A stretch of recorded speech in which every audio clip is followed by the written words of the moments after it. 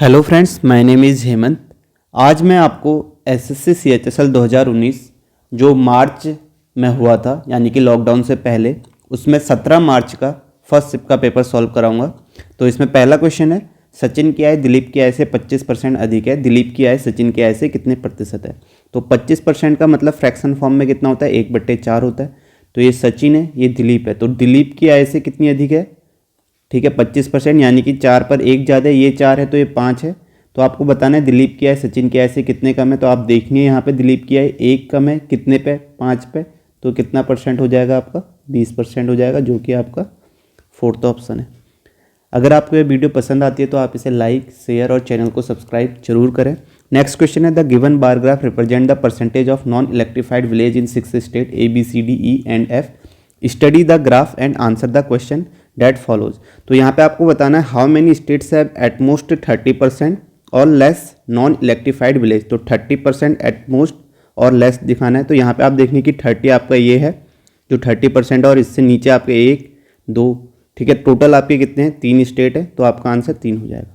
Next question है, सोहन एक plot को 15% की हानि पर 255,000 में बेचता है। 10% लाभ कमाने के लिए उसे इस प्लॉट को कितने मूल्य में बेचना चाहिए।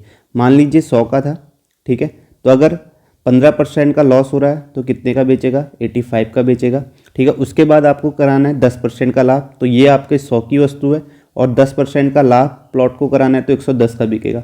तो आपका 85 की वैल्यू आपको कितनी दी गई है, 255,000। तो आपको 110 की निकालनी है, 85 की इतनी, तो 1 की आपकी अपॉन 85 हो जाएगा और 110 की निकालनी है तो 110 से मल्टीप्लाई कर लेंगे। तो इसे करेंगे 5 से 17 बार और ये 22 बार और ये आपका 17 एकम 17, 17 पंचे 85, 15,000 बार मल्टीप्लाई करेंगे तो ये आपके 3 जीरो आ जाएंगे। 15 दूनी 30, 3, 15 दूनी 30, 3, 33। तो 33 के पीछे 4 जीरो हो जाएंगे, तभी से 10% का लाभ होगा, जो कि आपका फोर्थ ऑप्शन है। नेक्स्ट क्वेश्चन है, यदि sec square x minus 3 sec x plus 2 equal to 0 है तो x का वैल्यू बतानी है आपको। एक तरीका ये है कि यहाँ पे आप सीधे x की वैल्यू पुट कर सकते हैं, ऑप्शन से 60 पुट करेंगे तो sec 60 कितना होता है, 2, 2 का स्क्वायर 4 माइनस यहाँ पे करेंगे 2, 3 दूनी 6 प्लस 2 इक्वल टू 0। तो ये आपका 0 बराबर 0 आ जा रहा है, यानी कि सेटिस्फाई कर रहा है, तो आपका आंसर 60 हो जाएगा। दूसरा तरीका ये है कि ये क्वाड्रेटिक इक्वेशन है, ठीक है, इसे आप कैसे सॉल्व करेंगे, आपका एस स्क्वायर, यहाँ पे s मान लीजिए sec x को, एग्जाम में आप पूरा ना लिखें, टाइम बचेगा, तो यहाँ पे 3s प्लस 2 है। तो ये क्वाड्रेटिक इक्वेशन है, यहाँ से फैक्टर निकाल लीजिए, ये S square minus 2s minus s plus 2 हो जाएगा। यहाँ पे आप s कॉमन लेंगे तो s माइनस 2 माइनस 1 कॉमन लेंगे तो s माइनस 2 इक्वल टू आपके पास 0 होगा। तो आपके पास फैक्टर s माइनस 1 और s माइनस 2 हो जाएगा इक्वल टू 0। तो s माइनस 1 यहाँ से sec x आपका 1 आ जाएगा, जो sec x 1 होता है 90 पे, तो ये आपका वैल्यू होगी नहीं, क्योंकि वैल्यू आपको 0 से 90 के बीच में बतानी है। तो उसके बाद आप यहाँ पे देखेंगे इस फैक्टर से sec x इक्वल टू आपके पास कितना आ जाएगा, 2 आ जाएगा, जो कि आपका sec 60 पे होता है। तो आपका आंसर 60 आ जाएगा, जो कि आपका फर्स्ट ऑप्शन है। नेक्स्ट क्वेश्चन करेंगे, यहाँ पे दिया गया है वृत्त के केंद्र से 24 सेंटीमीटर लंबाई वाली जीवा पर 5 सेंटीमीटर लंबाई वाला एक लंब खींचा जाता है, वृत्त का व्यास ज्ञात कीजिए, ठीक है। तो ये आपको ये दिया गया वृत्त है, तो यहाँ पे जो आपकी जीवा है वो 24 सेंटीमीटर की है। तो यहाँ से सेंटर से आपका 5 सेंटीमीटर लंबाई का एक लंब खींचा गया, ठीक है। तो लंब खींचा गया, ये इस जीवा को बाइसेक्ट करेगा बराबर भागों में, ये 12, ठीक है। तो ये आपका कितने का एंगल बनाएगा, ये आपकी रेडियस हो जाएगी। तो ये 5, 12, ये आपका क्या होगा, पाइथागोरस प्रमेय लगाएंगे तो ये 13 हो जाएगा। तो आपके पास रेडियस 13 आ गई, तो व्यास आपके पास 2r होता है। तो आपके पास व्यास कितना आ जाएगा, 13 दूनी 26, जो कि आपका थर्ड ऑप्शन है। नेक्स्ट क्वेश्चन है, यहाँ पे आपको दिया गया x plus y equal to 4, x y equal to 2, y plus z equal to 5, y z equal to 3, z plus x equal to 6, z x equal to 4। तो आपको बताना है x cube plus y cube plus z cube minus यहाँ पे जो होगा 3xyz होगा, ठीक है। क्वेश्चन रॉन्ग है, आपको पूरे मार्क्स मिलेंगे। 3xyz होगा तो इसका फॉर्मूला क्या होता है, यहाँ पे आप देखेंगे 1/2 x plus Y plus Z into X minus Y का whole square plus y minus Z का whole square plus Z minus X का होल स्क्वायर, ठीक है। ये फॉर्मूला होता है। यहाँ से आपको x प्लस वाई जेड चाहिए और ये वैल्यू चाहिए, तो x plus Y plus z कैसे आएगा, यहाँ पे x plus y equal to 4 दिया है, y plus z equal to आपको 5 दिया है, z प्लस एक्स आपको 6 दिया है। तो तीनों को जोड़ेंगे तो ये x 2x हो जाएंगे, 2y 2z, तो x plus Y plus z कितना होगा, 6 4 10 5 15 अपॉन यहाँ से जो 2 आएगा, ठीक है, वो अपॉन में आ जाएगा, तो 15/2 हो जाएगी x plus Y plus z की वैल्यू। अब आपको एक्स माइनस वाई का होल स्क्वायर की वैल्यू चाहिए, तो इसकी वैल्यू कहाँ से आएगी, एक्स माइनस वाई का होल स्क्वायर इक्वल टू आपके पास फॉर्मूला होता है एक्स प्लस वाई का होल स्क्वायर माइनस 4xy। तो यहाँ से आपके पास एक्स माइनस वाई के होल स्क्वायर की वैल्यू आ जाएगी, एक्स प्लस वाई स्क्वायर आपको कितना दिया गया, एक्स प्लस वाई आपको 4 दिया है तो स्क्वायर 16 माइनस एक्स वाई आपको 2 दिया गया तो 4 दूनी 8, तो यहाँ से आपका कितना हो जाएगा, 16 से 8 आ जाएगा। इसी प्रकार y माइनस जेड की वैल्यू कितनी आ जाएगी, ये आपके पास आ जाएगी 5 का स्क्वायर 25 माइनस 4 3 12 13 आ जाएगी। और इसी प्रकार z माइनस एक्स की वैल्यू आपके पास कितनी आएगी, आप देखेंगे z प्लस एक्स आपके पास 6 है, 36 माइनस 16 20 आ जाएगी। तो इस वैल्यू को आप यहाँ रखेंगे 1/2 x plus Y plus z 15/2 होगा। और ये आपके पास 8 प्लस 13 प्लस 20, ये आपके पास हो जाएगा 41, 1/2 15/2 इंटू 41। इसे सॉल्व करेंगे तो ये 7.5 होगा, और यहाँ पे आप सॉल्व करेंगे तो आपका 20.5 होगा। तो इसे सॉल्व करेंगे तो आपके पास 153.75 आ जाएगा, जो कि आपका फोर्थ ऑप्शन है। ठीक है, नेक्स्ट क्वेश्चन करते हैं। एक धनराशि पर 8 वर्षों और 10 वर्षों का साधारण ब्याज का अंतर 200 है। अगर ब्याज की दर 10% वार्षिक है तो मूलधन कितना होगा। तो आपका रेट 10% है और आपको एक साल में 10% रेट मिल रहा है, तो 10 साल, एक साल का ब्याज जो है 10% है, तो 10 साल का ब्याज कितना हो जाएगा, 10 × 10 100% हो जाएगा। इसी प्रकार एक साल का ब्याज 10% है तो 8 साल का ब्याज कितना हो जाएगा, 80% होगा, 10 8 80। तो इनका जो डिफरेंस दिया गया है ब्याज का अंतर, वो आपको 200 दिया गया है। तो यानी कि आप कह सकते हैं 20% की वैल्यू आपके पास 200 है, तो आपको 100% की वैल्यू निकालनी है, मूलधन 100% होगा। तो 100% बनाने के लिए इसको आप 5 से मल्टीप्लाई करेंगे तो ये आपका 100% आएगा। तो यहाँ भी आप 5 से मल्टीप्लाई करेंगे तो ये आपका कितना आ जाएगा, 1000। तो यानी कि मूलधन आपका होगा 1000, फोर्थ ऑप्शन। नेक्स्ट क्वेश्चन है, यहाँ पे इस क्वेश्चन को आप दो तरीके कर सकते हैं। एक तो आप ऑप्शन से कर सकते हैं, दूसरा इसे आप सॉल्व कर लीजिए। तो सॉल्व करेंगे तो आपका कितना है, 12 × 12 12 × 12 11x minus 9 upon 5 × 25 25 6 × 24 x square plus 1 = 1 हो जाएगा। तो इसे सॉल्व करेंगे 11x minus 9 = x square plus 1। अब यहाँ पे आप कर लिए, यहाँ पे ऑप्शन रख लीजिए, ये सबसे आसान होगा, नहीं तो आपकी क्वाड्रेटिक इक्वेशन बनेगी। क्वाड्रेटिक इक्वेशन बनाने से अच्छा आप यहाँ से ऑप्शन रखें। अगर यहाँ पे आप 1 ऑप्शन रखते हैं तो इक्वेशन सेटिस्फाई होती है, तो यहाँ पे 2 आएगा और ये भी 2 आएगा, तो इसका मतलब x का मान क्या होगा, 1 होगा। नहीं तो आप क्वाड्रेटिक इक्वेशन से सॉल्व कर लीजिए, वहाँ से भी आपका इसके 2 फैक्टर आ जाएंगे, एक आपका x - 1 और x + x - 10 आएगा। यहाँ से एक वैल्यू x की 1 आएगी, दूसरी 10 आएगी। आपको 10 से कम वाली चाहिए तो आपका 1 हो जाएगा। नेक्स्ट क्वेश्चन करते हैं। नेक्स्ट क्वेश्चन दिया गया, दिए गए बार ग्राफ में वर्ष 1992 में वर्षा ऋतु के दौरान हुई सड़क दुर्घटनाओं से होने वाली मौतों की संख्या दर्शाई गई है। ग्राफ का ध्यानपूर्वक अध्ययन करें और दिए गए प्रश्न का उत्तर दें। तो यहाँ पे आपको बताना है कौन से 2 क्रमिक सप्ताहों के बीच मौतों की संख्या में सबसे अधिक वृद्धि हुई है। तो आप देखें 30 जून से 27 जुलाई में यहाँ पे कितनी हुई है, यहाँ पे 142 है, 8 38 की वृद्धि हुई है।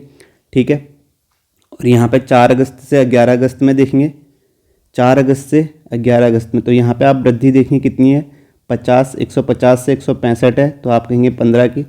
14 जुलाई से 21 जुलाई, 14 जुलाई से 21 जुलाई यहाँ पे जो वृद्धि है वो 10 की है। और 21 जुलाई से 28 जुलाई, 21 से 28 यहाँ पे आपकी 5 की। तो सबसे ज़्यादा आपके 30 जून से 7 जुलाई में, तो ये आंसर हो जाएगा। नेक्स्ट क्वेश्चन करते हैं। इसमें दिया गया निम्न में से कौन सी संख्या 7 की पावर 81 प्लस 7 की पावर 82 प्लस 7 की पावर 83 को पूर्णतः विभाजित करती है। तो यहाँ पे आप 7 की पावर 81 कॉमन लेंगे तो अंदर 1 प्लस 7 की पावर 1 प्लस 7 की पावर 2 बचेगा। और यहाँ से 7 की पावर 81, ये अंदर 7 49 50 57 बचेगा। ठीक है, अगर आपके पास यहाँ पे ऑप्शन 57 होता तो आप ये कहते कि 57 से विभाज्य। ठीक है, यहाँ पे 57 है और 7 से भी होता, लेकिन ऑप्शन ये नहीं है। तो इसे आप फर्दर क्या लिख सकते हैं, 7 की पावर 80 × 7 की पावर 1 × 57। ठीक है, ये करेंगे तो आपके पास कितना आ जाएगा, 7 की पावर 80 × आपका 399 आ जाएगा। मल्टीप्लाई करेंगे तो अब देखेंगे आप यहाँ पे कहेंगे कि 399 से भी डिवाइड है, तो आपका आंसर क्या हो जाएगा, 399। नेक्स्ट क्वेश्चन करते हैं। यहाँ पे cos 30 minus sin 30 upon sin 60 plus cos 60 का मान बताना है। तो cos 30 की वैल्यू आपका √3/2 माइनस 1/2 अपॉन √3/2 प्लस 1/2 होता है। तो 2 तो कैंसिल हो जाएगा, यहाँ पे आपके पास आएगा √3 - 1 √3 + 2 3 + 1 इसे √3 - 1 से यहाँ भी मल्टीप्लाई कर लीजिए, यहाँ भी, तो ये आपका आ जाएगा 3 + 1 - 2√3 और अपॉन में आपका आ जाएगा 3 का a + b a - b का फॉर्मूला बन जाएगा a² - b², तो 3 - 1 2 आ जाएगा, तो ये आपका आ जाएगा 4 - 2√3 अपॉन 2 से डिवाइड कर लेंगे तो 2 - √3 आ जाएगा, जो कि आपका फोर्थ ऑप्शन है। नेक्स्ट क्वेश्चन करते हैं। नेक्स्ट दिया गया, दी गई आकृति में जीवाएं ए बी और सी डी एक दूसरे को बिंदु एल पर प्रतिच्छेद करती है ए बी की लंबाई, तो ये आपका फॉर्मूला यहाँ पे होता है, आपको पता होना चाहिए L C into L D equal to आपके पास हो जाएगा L B into L A. तो यहाँ पे एल सी आपको 6 दिया गया है, एल डी कितना हो जाएगा आपके पास 11 + 6 17 इक्वल टू एल बी आपको 4 दिया गया है, एल ए हो जाएगा 4 + x। तो इससे सॉल्व करेंगे तो आपके पास 2 × 6 2 दूनी 4 हो जाएगा, तो 17 × 51 अपॉन 2 हो जाएगा इक्वल टू 4 + x। तो यहाँ से इसे करेंगे तो आपका कितना आएगा, ठीक है, ये 25.5 आ जाएगा, 25.5 - 4 इक्वल टू x होगा, और x यहाँ से घटाएंगे तो आपके पास कितना आ जाएगा, 25 में से 4 गया 21 और 0.5 है तो 21.5 सेंटीमीटर आ जाएगा, जो कि आपका सेकेंड ऑप्शन है। नेक्स्ट क्वेश्चन करते हैं। यहाँ पे a³ + b³ इक्वल टू 20 दिया गया है, a + b आपको 5 दिया है, तो आपको बताना है a⁴ b⁴, तो ये आपका कैसे निकलेगा, ये आपका निकलेगा a² + b² का होल स्क्वायर करेंगे तो आपके पास आएगा a⁴ + b⁴ plus 2a² b², ठीक है, इस फॉर्मूले से निकलेगा। तो यहाँ से आपको एक तो a b चाहिए और दूसरा a² + b² चाहिए, तो a b कहाँ से आएगा, a³ + b³ का फॉर्मूला आपको पता होगा, a³ + b³ का फॉर्मूला होता है आपके पास a + b का होल स्क्वायर माइनस 3ab, ठीक है। तो यहाँ पे रखेंगे a³ + b³ 20, a + b 5 और यहाँ पे 25 माइनस 3ab, और इसे करेंगे तो यहाँ से 5 चक्को 20 और ये 4 यहाँ जाएगा 21 और 3ab इक्वल टू आपके पास कितना आ जाएगा 21/3 और 7 आ जाएगा, तो a b की वैल्यू 7 आ गई। अब आपको a² + b² चाहिए, तो इसके लिए भी एक फॉर्मूला होता है a + b का whole square equal to a² + b² + 2ab। थोड़ा सा लेंदी ज़रूर है लेकिन आसान है। तो a + b आपको यहाँ पे दिया गया 5 25, ये आपको निकालना है, और 2ab आपका कितना हो जाएगा 7 दूनी 14, तो a² + b² आपके पास कितना आ जाएगा, 25 में से 14 घटाएंगे तो आपके पास कितना आएगा 6 5 11, तो आपके पास वैल्यू आ गई। इन वैल्यू को यहाँ पुट कर लीजिए, ये 121 हो जाएगा। ये a⁴ + b⁴ इक्वल टू 7 का स्क्वायर 49 दूनी 98 हो जाएगा। तो यहाँ से a⁴ + b⁴ कितना आ जाएगा, 121 में से 98 घटाएंगे तो आपके पास कितना आएगा 23, जो कि आपका सेकेंड ऑप्शन है। नेक्स्ट क्वेश्चन है, यहाँ पे आपको बताना है दिए गए बार ग्राफ में वर्ष 1992 में, ठीक है, वही है आपका, ठीक है, DI का क्वेश्चन। इस पर जो क्वेश्चन दिया गया, कौन से 2 क्रमिक सप्ताहों के बीच मौतों की संख्या में सबसे अधिक गिरावट आई है, तो गिरावट आई है 28 जुलाई से 4 अगस्त में देखेंगे तो 28 से 4 में जो गिरावट आई है 10 की आई है। 7 जुलाई से 14 जुलाई में देखेंगे, 7 जुलाई से 14 जुलाई में यहाँ आपके पास आई है 5 35 की आई है, और 21 जुलाई से 28 जुलाई 21 से 28 यहाँ पे तो वृद्धि हुई है तो ये होगा नहीं। 30 जून से 7 जुलाई 30 जून से यहाँ भी वृद्धि हुई, ये भी होगा नहीं, तो सबसे अधिक गिरावट आई है 7 जुलाई से 14 जुलाई, ये इसका आंसर हो जाएगा। नेक्स्ट क्वेश्चन करते हैं। यहाँ पे आपको दिया गया एक आदमी 20 किलोमीटर की चाल से x से y स्थान पर जाता है, लेकिन y से x स्थान पर 25 किलोमीटर प्रति घंटे की चाल से वापस आता है, उसकी औसत चाल क्या हो जाएगी 2xy upon xy, x + y formula हो जाएगा, तो 2 × 20 × 25 अपॉन 45, ये आपका 5 × 45 5 × 25 20 दूनी 40 पंचे 200/9 होगा, और इसे आप सॉल्व करेंगे तो 22 सही 2/9 किलोमीटर आ जाएगा, जो कि आपका सेकेंड ऑप्शन है। नेक्स्ट है 4:7 के प्रत्येक पद में कितना जोड़ा जाए कि यह 2:3 हो जाए, तो 4/7 पे आप कितना जोड़ें 4 + x, ये आपका 2/3 हो जाए, तो 4 × 12 + 3x इक्वल टू 2 × 7 14 + 2x, तो यहाँ से 2x यहाँ भेज देंगे तो ये आपका x होगा, और 12 यहाँ भेज देंगे तो 2 हो जाएगा, तो x की वैल्यू आपकी कितनी आ जाएगी 2, 2 जोड़ने में ये रेशियो आपको मिल जाएगा। नेक्स्ट क्वेश्चन है x और y एक साथ मिलकर किसी काम को 15 दिन में पूरा कर सकते हैं, जबकि y अकेले इस काम को 40 दिनों में पूरा कर सकता है, तो x अकेले यह काम को कितने दिन में करेगा, तो x + y आपको दिया गया 15 दिन में कर सकते हैं और y अकेले 40 दिन में, तो यहाँ पे टोटल वर्क क्या होगा, इनका एलसीएम एलसीएम 120 हो जाएगा, तो 15 अट्ठे 120 और 40 तियाँ 120। यहाँ पे आपको एफिशिएंसी पता चल गई, यानी कि y एक दिन में 3 यूनिट काम करता है, तो x यहाँ y की वैल्यू यहाँ पे रखेंगे तो x एक दिन में कितना यूनिट काम करेगा, 5 यूनिट। तो x एक दिन में 5 यूनिट काम कर सकता है, तो टोटल काम ये कितने दिन में करेगा, 120। तो 120/5 कर लेंगे, एक दिन में 5, तो टोटल 120 करना है, तो 5 दूनी 10, 5 चौको 20, यानी कि 24 दिन में इसे लगेंगे 120 यूनिट काम करने में। नेक्स्ट है cosec theta plus cot theta equal to 2 है, तो साइन थीटा का मान ज्ञात करें। तो यहाँ पे आपको दिया गया है cosec theta plus cot theta equal to 2। तो यहाँ पे आपको पता होगा cosec theta minus cot theta कितना हो जाएगा आपका, 1/2 हो जाएगा। तो इन दोनों को आप करेंगे तो ये कैंसिल हो जाएगा, तो ये 2 कॉसेक थीटा इक्वल टू आपके पास क्या आएगा, 2 + 1/2। इसे करेंगे 2 दूनी 4, 5/2 आ जाएगा। तो यहाँ से आपका कॉसेक थीटा इक्वल टू कितना आ जाएगा, 5/4 आ जाएगा। तो कॉसेक थीटा 5/4 है, तो साइन थीटा आपका कितना होगा, इसका उल्टा 4/5, जो कि आपका फर्स्ट ऑप्शन है। नेक्स्ट क्वेश्चन करेंगे, दो संख्याओं के बीच का अंतर 43 है, उनका गुणनफल 50 है, तो उनके वर्गों का योग। तो आपको दिया गया x - y आपको 43 दिया गया और xy आपको दिया गया 50। तो आपको निकालना है x² + y²।